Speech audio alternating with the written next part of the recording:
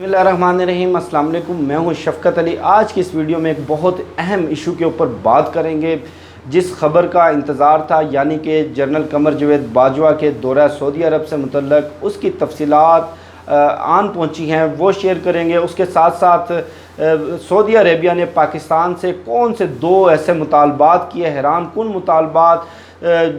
जिसका जवाब लाजमी बात है पाकिस्तान ने नफ़ी में देना था, लेकिन दो टोक मौक़िफ़ इख्तियार किया। और सऊदी अरेबिया ने इसराइल की जानिब से पाकिस्तान को क्या पेशकश की, इसराइल को तस्लीम करने के लिए पाकिस्तानी कौम का, पाकिस्तान की क़यादत का जहन बनाने के लिए, एक राय आमा हमवार करने के लिए सऊदी अरेबिया और मुत्तहिदा अरब अमारात ने पाकिस्तान में किन लोगों को, किन जमातों को टास्क दिया है, उस हवाले से भी हम बात करेंगे। सबसे पहले मैं आपसे थोड़ा सा बैकग्राउंड शेयर कर लूँ कि बड़ी क्या सराहियाँ चल रही थी जनरल कमर जावेद बाजवा के दौरा सऊदी अरेबिया से मुतल्लक। कुछ हलकों का ये कहना था कि चूँकि शाह महमूद कुरैशी साहब ने एक बड़ा सख्त बयान दिया है, उस बयान के बाद सऊदी क़यादत पाकिस्तान से नाराज़ है और सऊदी क़यादत भारत की जानिब देख रही है। पाकिस्तान और सऊदी अरेबिया के माबैन ताल्लुकात में एक तनाव की कैफियत है। उस माहौल को ठंडा करने के लिए जनरल कमर जावेद बाजवा साहब को सऊदी अरेबिया भिजवाया गया, लेकिन ये तमाम तर क्या सराहियाँ दम तोड़ गई, ये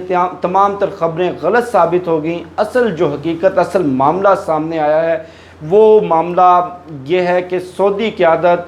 ये तय कर चुकी है मुत्तहिदा अरब अमारात के बाद कि इसराइल को सऊदी अरेबिया अनकरीब तस्लीम करने जा रहा है। इस फ़ैसले की तस्दीक इसराइल के प्राइम मिनिस्टर और उनके इंटेलिजेंस चीफ़ ने भी कल एक इंटरव्यू में कर दी कि मुत्तहिदा अरब अमारात के बाद मशरिक़ वस्ता के कुछ मज़ीद ममालिक इसराइल को तस्लीम करेंगे, जिनके अंदर बहरीन और ओमान मुतवक्के तौर पर जो दो नए ममालिक हैं वो सामने आ सकते हैं, वो तस्लीम कर सकते हैं।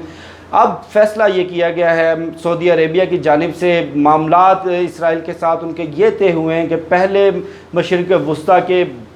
जो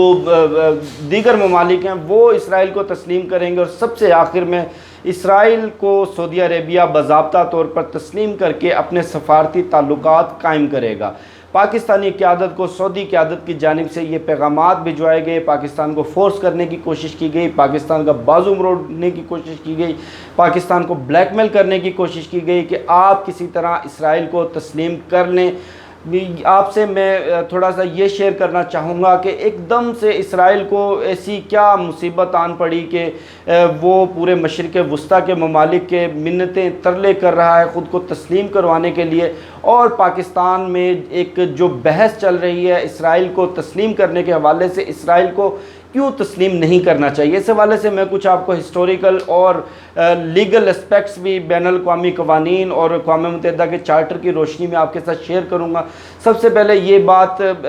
समझ लेनी चाहिए आपको, हम सबको, तमाम पाकिस्तानियों को, पूरी मुस्लिम उम्मा को, कि इसराइल एक इल्लिजिटिमेट स्टेट है, यानी कि एक नाजायज़ गैर कानूनी रियासत। और बानी पाकिस्तान मोहम्मद अली जिन्ना का इसराइल के बारे में ये फरमाना था कि इसराइल एक नाजायज़ रियासत के तौर पे मुस्लिम उम्मा के दिल में एक खंजर की तरह चुभा हुआ है, यानी कि दुनिया के अंदर वाहिद इसराइल एक ऐसी रियासत है जिसने किसी दूसरी कौम की ज़मीनों पर कब्ज़ा करके उनको महकूम बनाकर उनका हक़ गस्ब करके अपनी रियासत की बुनियाद रखी। अब पाकिस्तान में मामला इसराइल को तस्लीम करने का नहीं, मामला 1948 की पोजीशन वाला इसराइल या मौजूदा इसराइल। 1948 के अंदर जिस इसराइल की बुनियाद रखी गई थी, जिस यहूदी ममलिकत की, जिस यहूदी रियासत की, आज वो अपनी हदूद से 200 गुना ज़्यादा तजावज़ कर चुकी है। अक़वाम मुत्तहिदा का चार्टर वाज़े तौर पर यह कहता है कि दुनिया के अंदर कोई भी कौम, कोई भी मुल्क किसी दूसरे मुल्क की ज़मीन या उसकी टेरिटरी या उसकी सरहदी हद बंदियों के ऊपर कब्ज़ा करके अपनी रियासत के अंदर उसको शामिल नहीं कर सकती। ये सरासर नाजायज़ और गैर कानूनी है। अगर कोई रियासत ऐसा करने की कोशिश करेगी तो उसके ख़िलाफ़ सलामती कौंसल एक करारदाद या एक फ़ैसले के ज़रिए उसको गैर कानूनी डिक्लेयर करेगी। अगर वो फिर भी वो जगह अपने मकबूजा इलाके नहीं छोड़ता तो उससे बज़ोर ताकत ये इलाके छुड़वाए जाएंगे, जैसे कि माजी में कवैत के ऊपर इराक़ के हमले के बाद अक़वाम मुत्तहिदा की एक अमन फोर्स बनी और कवैत से उन्होंने इराक़ का कब्ज़ा वापस लेकर कवैत को आज़ाद करवाया। अब मामला यह है कि इसराइल अपनी सरहदों से 200 गुना तजावज़ कर चुका है। गरब उर्दन, मशरकी यरूशलेम, गोलान हाइट्स, कुछ इलाका उर्दन से छीना गया, कुछ इलाका शाम से छीना गया, कुछ इलाका मिस्र से छीना गया और करीबन 70% से ज़ायद इलाका फ़लस्तीनियों की ज़मीनों पर कब्ज़ा करके, फ़लस्तीनियों के वतन पे कब्ज़ा करके उनको अपने ही वतन में महाजरीन और ग़ुलाम बनाकर उन्होंने अपने मकसद की तकमील की। अब पाकिस्तान का इसके ऊपर एक वाज़े दो टोक मौक़िफ़ है। अगर पाकिस्तान इसराइल की मौजूदा पोजीशन को तस्लीम करता है तो पाकिस्तान अपना मकबूजा कश्मीर का मुकदमा खो देगा, क्योंकि दुनिया के अंदर सिर्फ़ और सिर्फ दो मिसालें ऐसी हैं जो जहां किसी रियासत ने दूसरी कौम की ज़मीनों पर, दूसरी कौम के हकूक़ पर डाका डालकर उनको बज़ोर ताकत ज़बरदस्ती अपनी रियासत में शामिल किया, या मकबूजा कश्मीर या इसराइल। आज अगर पाकिस्तान मौजूदा इसराइल को, यानी कि जो गरब उर्दन का मामला और जिस तरह से यहूदी बस्तियों की तामीर चल रही है, ओवरऑल पूरे इसराइल को, पूरे इसराइल के पॉलिटिकल मैप को, इसराइल की रियासत को रिकॉग्नाइज़ कर लेता है, तो कश्मीर का मामला डेफिनेटली डिप्लोमेटिक फ्रंट्स पर, पॉलिटिकल फ्रंट्स पर और लीगल फ्रंट्स पर हमारे हाथ से निकल जाएगा। अब इसराइल पर थोड़ी सी बात आ जाए कि इसराइल ऐसा क्यों चाहता है, क्यों वो रिकॉग्नाइज़ करवाना चाहता है, क्यों वो पाकिस्तान के ऊपर प्रेशर डाल रहा है। इससे पहले मैं आपके साथ ये ख़बर शेयर कर लूँ कि सऊदी वली अहद मोहम्मद बिन सलमान ने पाकिस्तानी क़यादत को, जनरल कमर जावेद बाजवा को ये पेशकश की है, अगर पाकिस्तान इसराइल को तस्लीम कर ले तो इसराइल फ़ौरी पाकिस्तान के अकाउंट्स के अंदर ज़र मुबादला ज़खायर में 20 अरब डॉलर जमा करवा सकता है और पाकिस्तान के गैर मुल्की कर्ज़ों को माफ़ करवाने में भी पाकिस्तान की मदद कर सकता है। उसके साथ साथ मसला कश्मीर के हल के लिए वो भारत पर अपना सफारती दबाव डाल सकता है और एग्रीकल्चर टेक्नोलॉजी और टेक्नोलॉजी शेयरिंग समेत बहुत सारे मामलात में उन्होंने ऑफ़र दी। लेकिन जनरल कमर जावेद बाजवा साहब ने दो टोक मौक़िफ़ अख्तियार करते हुए वाज़े तौर पर ये बता दिया कि पाकिस्तान किसी सूरत इसराइल को तस्लीम नहीं करेगा।